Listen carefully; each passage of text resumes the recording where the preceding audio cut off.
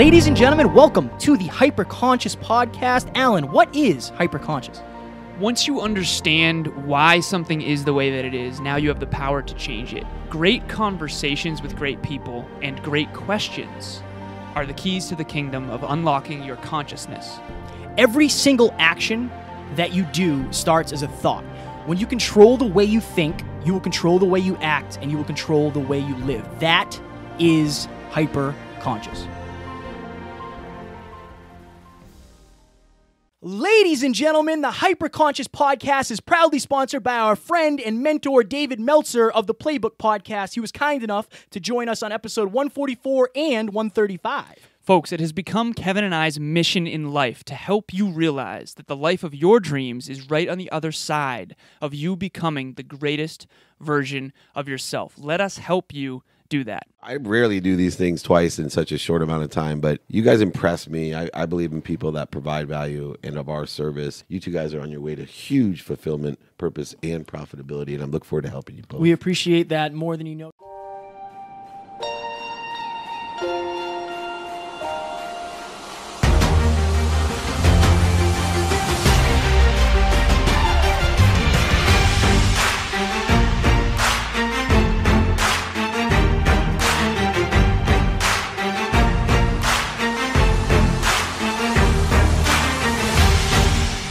Ladies and gentlemen, welcome back to another very special, as always, episode of the Hyperconscious Podcast. We hope you enjoyed our latest Small Talks episode where Alan and I talked about your past, our past, everybody's pasts. Today, we are going to do a Scratching the Surface episode on grateful dissatisfaction. So as we mentioned in the previous episode, it is possible to be grateful and happy while simultaneously being mad at yourself for not being good enough. Right. That was an interesting way to articulate it. So I want to ask Kevin some questions here. But first, head on over to hyperconsciouspodcast.com and click on, what is it? Hashtag join Hyperconscious Nation. Yes. That's your job, so I was trying to give you a little push. Yeah, so the mailing list. Go to the hyperconsciouspodcast.com, click on join hashtag Hyperconscious Nation. You're going to get 3 morning minutes, Monday, Wednesday, and Friday to keep you on track towards your goals and dreams. Start your days off as hyper-conscious as possible. Yes, guys, we are dialing in these morning minutes now because, again, I don't know how many weeks we've done. It's probably been 2 months, 3 months. Right. Probably about three or 4. But now they're getting a little bit longer, and we're going into a little bit more in depth. Obviously, if you're seeing it first thing in the morning, we don't want it to be a 10-minute video. Right. But now we're looking at like 2-ish minutes. It gets right to the point, and where you want to add value first thing in the morning. We need to be reminded more than we need to be taught. Honestly, it's really, really important to start your day off with some form of inspiration, and hopefully we can provide that for you. Yes. So one of the things that I want to ask you... You can ask me whatever you want, as long as it's not something I don't want to ask. Okay, Right. What is your best... So I want to give credit where it's due. Ed Milet says blissful dissatisfaction. Kevin and I were dissatisfied with that. Yes. And we wanted to make it better. Kevin came up with grateful dissatisfaction. Now, this is the first time I've ever heard that phrase in my entire life, was Kevin saying it. And I remember thinking to myself, that's awesome, because gratitude to me is a practice. It's a verb. It's an action that you do. Like, you actually consciously practice gratitude. You think of things you're grateful for. So, Kevin, what do you believe is a good way for people to stay grateful, but also be dissatisfied enough with what is that they're fighting for more? It's a fine line, because it's basically like you have to appreciate where you've gotten yourself to, but you also have to understand that you're capable of far more. Right. And I think that's fine. The problem is, like, again, you probably are fine the way you are, but are you happy with the way you are? You know what I mean? Your standards matter more than anybody else's. Right. And that's why Alan and I, we spend so much time in the gym. I'm not doing this for anybody else. I'm doing this for me. Right. So when somebody says, like, I'll joke and say, like, yeah, I'm out of shape right now. And somebody will say, like, ha, yeah, okay. I am out of shape for my standards. Right. I should be in better shape, and I'm not happy with myself because I've allowed myself to kind of slack a little bit. But are you happy with your body? I am. Right. So it's interesting, right? It Yeah. seems opposing. So one of the things I wanted to say, there's a book called The Self-Made Billionaire Effect, and there's one quote in that in particular. They studied billionaires, and they said this. I forget who said this, but it's something along these lines. one of the common denominators that they found in billionaires is that they can hold seemingly opposing thoughts in their consciousness simultaneously. So being grateful and being dissatisfied appear to be diametric opposites. They appear to be different. Yeah. And it's very difficult to be grateful and dissatisfied simultaneously. But I truly think this is a fire topic because I can tell you all right now, I am grateful for my body, my body's capabilities, my physique. At one point, I am living, breathing. This physique was just a dream. So I'm super grateful, genuinely, and I actually practice that. But I can also tell you wholeheartedly that I want more. I want to be better. I'm actually dissatisfied as well with my current physique in a way because I haven't been dialing my diet as much as I should. I haven't been training as hard as I should. I'm also dissatisfied with my strength goals right now. Like I've been losing strength in this cut and it's pissing me off, to be frank. I think living in between those two extremes is where life really is. Well, I think it's a fine line because you'll hear people say, "Oh, you're being too hard on yourself." Maybe you are. There is a chance you are being too hard on yourself. Right, but not always. But not always. Right. Sometimes being hard on myself makes me work harder. Right. That's how I operate. Right. And I've always operated that way. So how does someone know when they're being too hard on themselves versus when they need to be harder on themselves? Because this is something I'm so passionate about. Some people, I think you're right. They're very self-deprecating. They're being mean to themselves. They need to really encourage themselves a little more so that they have the self-esteem to follow through. Other people, I think, are way too lackadaisical with themselves, and they think they're awesome by default. Again, it's the drive to 5. Yeah. How do you think someone can gauge, am I being too hard on myself or am I dissatisfied and that's a good thing? I think, so if you're being too hard on yourself, one way that you'll figure that out is if you're willing to get back in the arena. Because if you're truly dissatisfied with what is, you will get back in the arena to try to get better. Right. And that's kind of, if you're hard on yourself and you say, "Oh, that was a terrible performance," and you never do it again, you're being too hard on yourself. Right. Because by default, you're forcing yourself into inaction. You're immobilized. Yeah. Yeah. Evan Carmichael talked about this. He said that I do what's opposite of what most people do. He said, when I'm down and out and I'm really emotionally struggling, I tell myself, "No, Evan, you're awesome. You're doing great things." When I'm like high, when things are going well and I have momentum, Evan, get after it. I'm that way too. When things are going well in my life, I'm extra hard on myself because I want to make sure that I don't rest on success.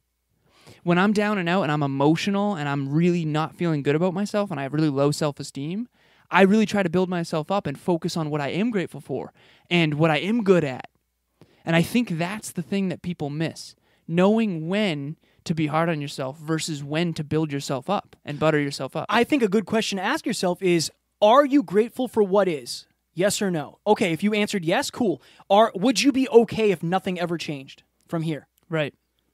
I think that's reasonable. Right. If you're in a good relationship,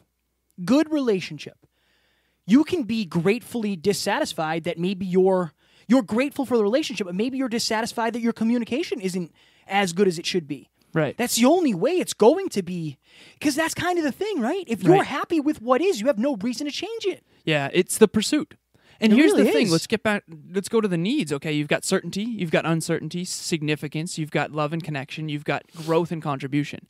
If one of the 6 needs is growth, I think that you have to be somewhat dissatisfied in order to grow. The dramatic reading today is John Maxwell. It's the 15 Invaluable Laws of Growth. One of them is the law of the rubber band.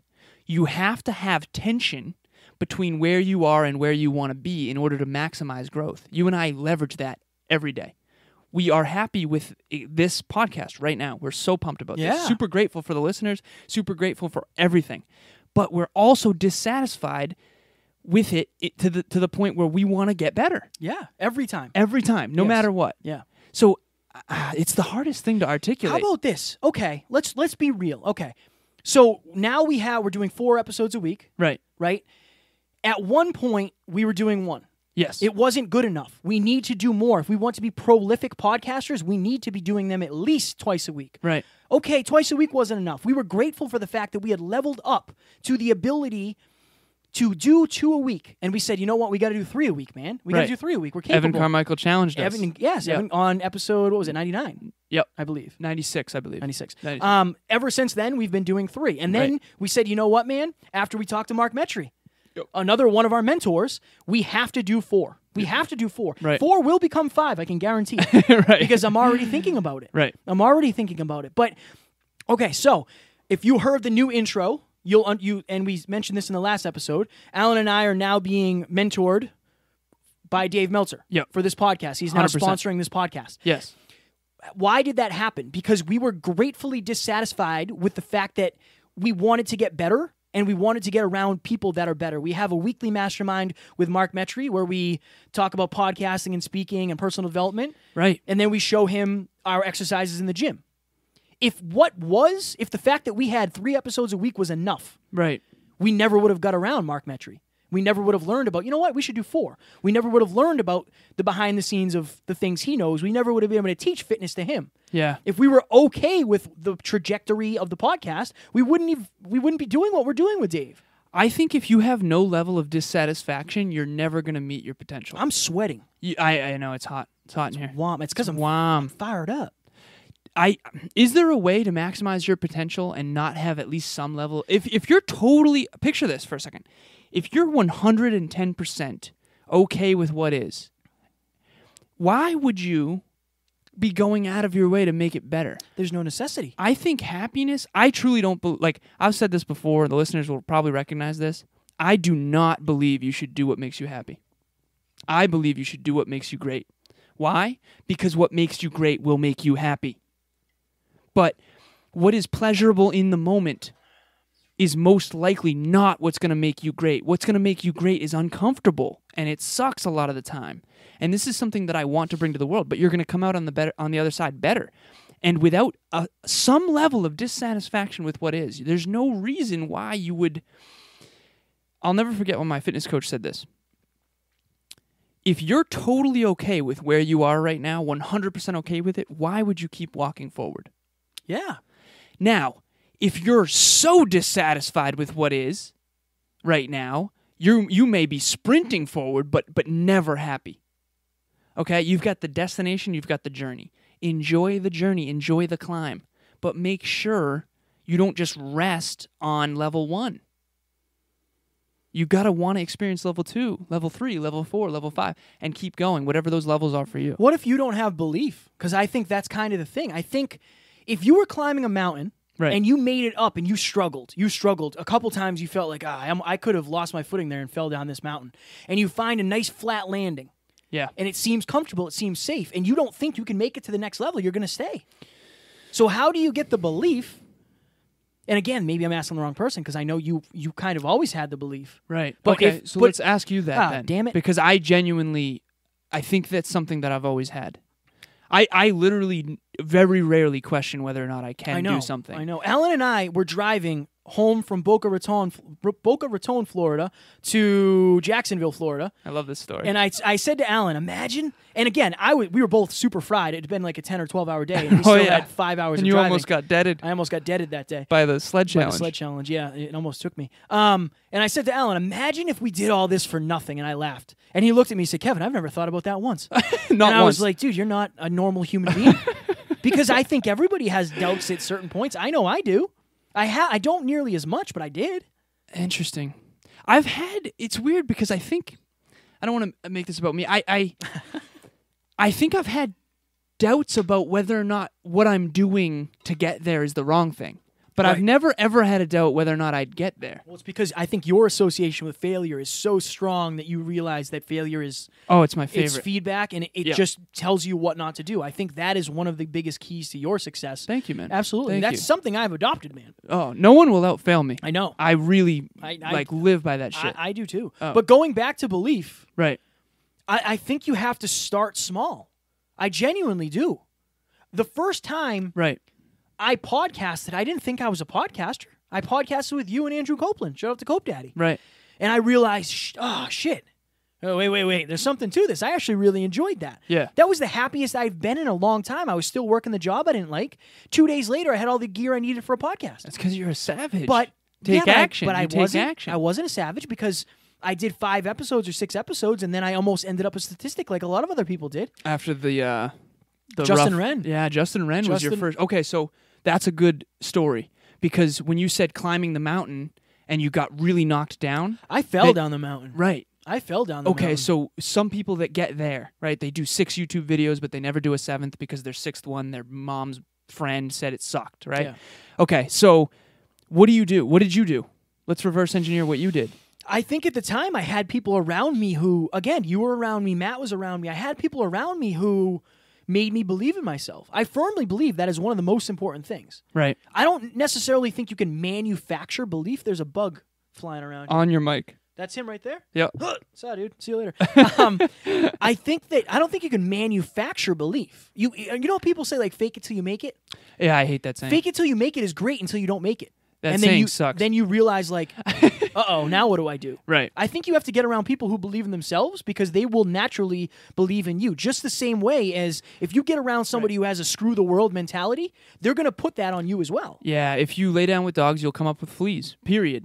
And that's funny because I believe in you by default because I believe in me by default. Right. And I really did genuinely believe in you.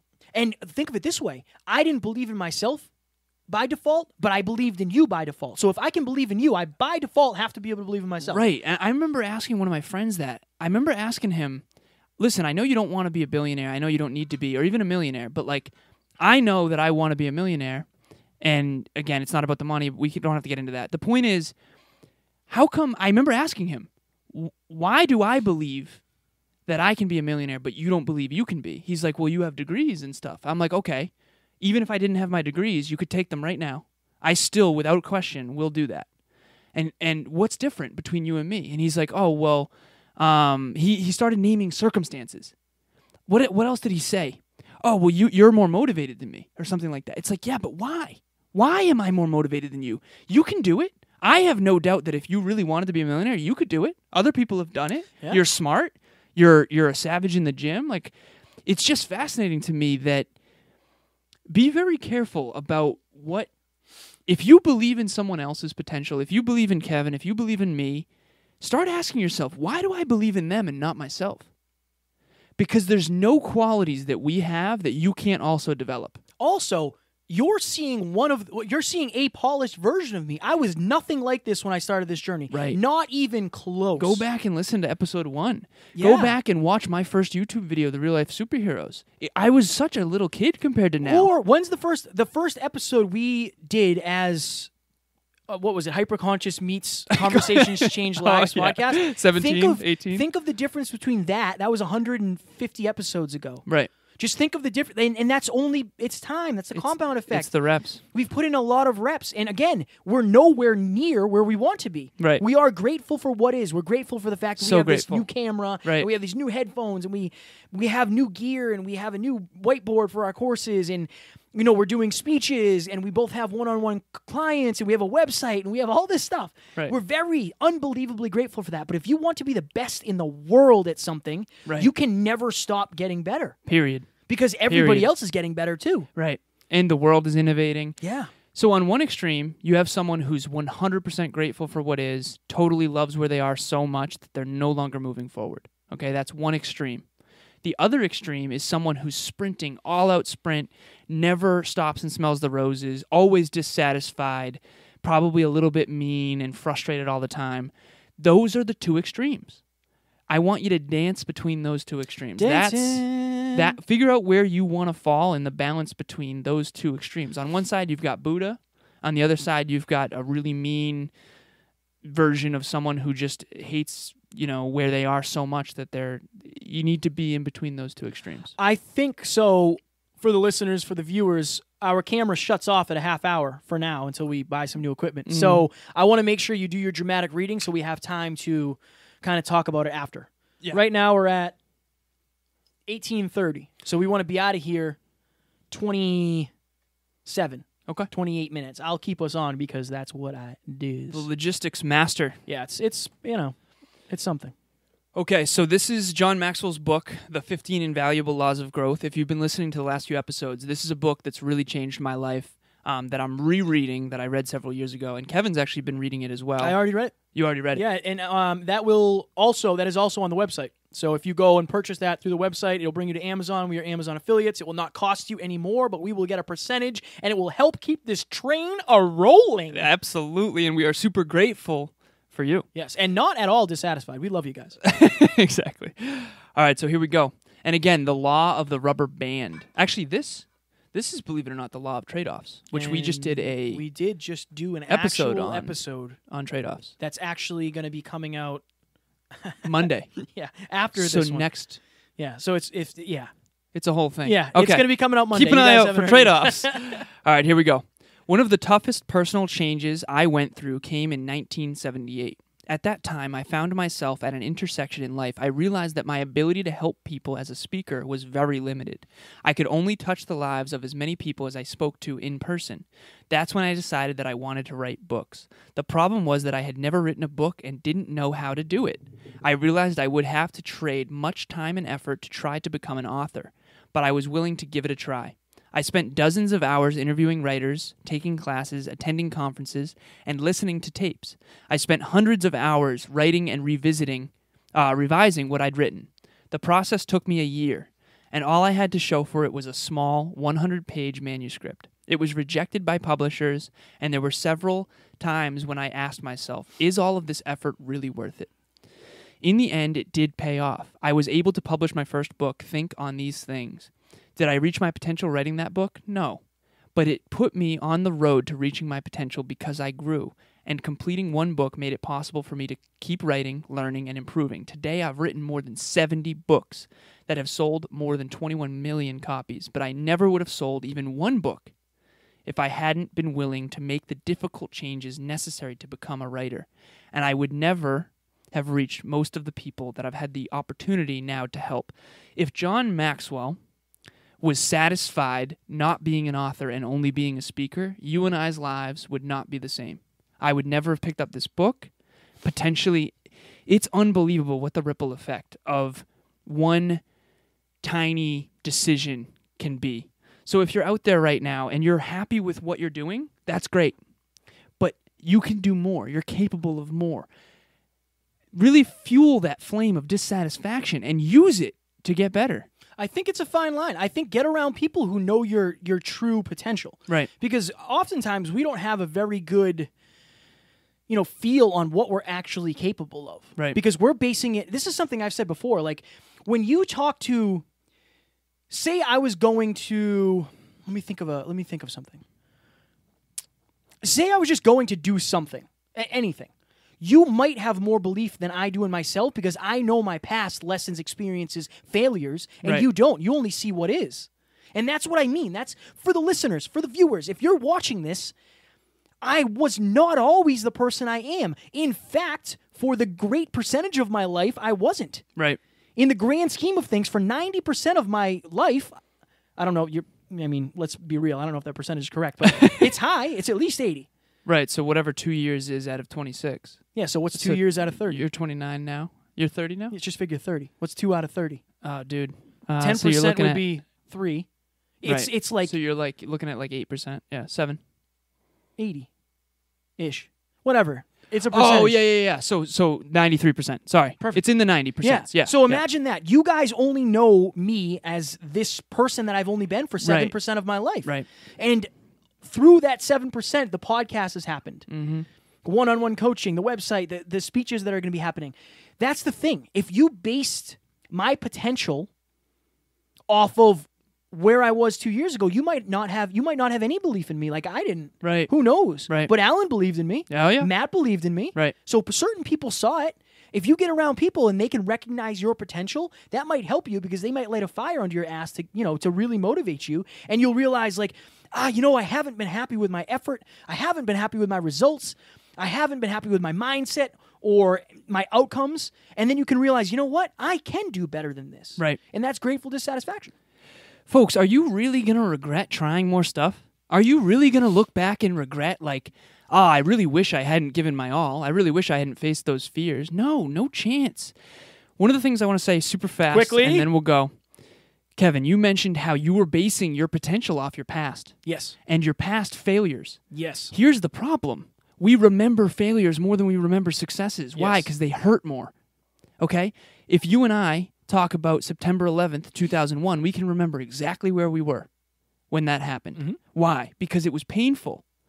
Your reticular activating system, your basal ganglia, your brain remembers pain more than anything because pain can kill you, and your brain is designed to make you survive, not thrive. If you're basing your future potential based on your past, we did an episode on past. We did. Everything's connected. Be careful. You should focus way more on your successes. I bet you there's a million times when you tried and you succeeded, and if you look as much at those as you did your failures, you will then try more. That's the end of the thought. I felt like something more was coming. Ladies and gentlemen, we hope you enjoyed this episode. Up next, we have an episode with a professional mixed martial artist. His name is Linton Vassell. He fights in Bellator as a heavyweight. He is 6'4", 240 pounds. He is a terrifying human being, but Yes. he is unbelievably down to earth. And he is such a nice person. We enjoyed that episode a ton, and he talks about failure. One of the questions I asked was, as a fighter, Right. when you lose a fight, how hard is it to get motivated and have the belief to fight again? Because that is something that is so finite. You either win or you lose. Right. And he said, I learn more from the losses and the failures than I do from the victories. Yep. And he also has undying belief in where he's headed. I want to challenge you, if you're out there, real quick before we go. I want to challenge you to figure out, am I more grateful or am I more dissatisfied? Am I balancing these two? Am I so grateful for what is that I'm not hungry and I'm not going for more? Think about it this way. If you're not hungry at all, like actually physically hungry, what are the chances you're going to go hunt for food? Much slimmer. Yeah. If you're completely satisfied and no dissatisfaction, you're going to lay on the couch. You're not going to go eat. You're not going to go hunt. Okay, so which end of this spectrum are you on? Maybe you need more gratitude. Maybe you need more dissatisfaction. Figure out which end you're on and then practice the other one. Yeah, I think it's be grateful for what is, but don't be afraid to want more as long as you're willing to go out and work for it and you want it for the right reasons. Absolutely. Ladies and gentlemen, we hope you enjoyed this episode, and we will talk to you on Sunday. Talk to you soon. Bye. Ladies and gentlemen, thank you so very much for listening to another episode of the Hyper Conscious Podcast. Going hyper-conscious will absolutely change your life, because if you understand why something is the way it is, now you have the power to change it. If you going hyper-conscious with us has changed your life in any way, please share this episode with one of your friends, because the more people that go hyper-conscious, the better this world's going to be for everybody. And if you would kindly leave us a 5-star review on iTunes, that would help us make more people hyper-conscious, and we would be greatly appreciative. Thank you. Bye.